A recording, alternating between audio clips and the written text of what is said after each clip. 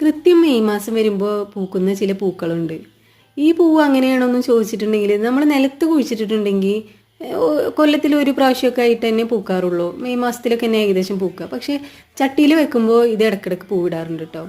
ഇതാണ് നമ്മളുടെ മെയിനായിട്ടുള്ള മെയ് ഫ്ലവർ എന്ന് പറയുന്ന പൂവ്. ഇത് കറക്റ്റ് മെയ് മാസത്തിൽ തന്നെ ചട്ടിയിലായാലും നിലത്തായാലും അങ്ങനെ തന്നെ. ഞാനൊന്ന് ചട്ടിയിൽ വെച്ച് പരീക്ഷിച്ച് നോക്കിയതാണ് കേട്ടോ.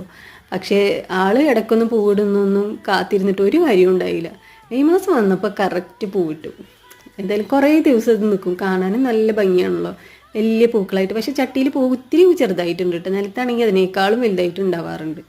ഇപ്പം നമുക്ക് ഒരു അഗ്ലോണിമയുടെ ഒരു പുതിയ പ്ലാന്റ് കിട്ടിയിട്ടുണ്ട്. അപ്പോൾ അതും കൂടി കുഴിച്ചിടാമെന്ന് വിചാരിച്ച്. അതിന് വേണ്ടിയിട്ട് ഞാൻ കുറച്ച് വളവും മണ്ണും കൂടി മിക്സ് ആക്കിയതാണ് കേട്ടോ. നല്ല സ്മൂത്തായിട്ടിരിക്കണം, നല്ല മണ്ണാണ്. അപ്പോൾ അത് കുഴിച്ചിടാനൊക്കെ നമുക്ക് നല്ല എളുപ്പമാണ്. അതിൻ്റെ നടുവിലൊക്കെ ആയിട്ട് ഒരു റോസ് കളറായിട്ടുണ്ട്. എന്തായാലും എനിക്കിഷ്ടം.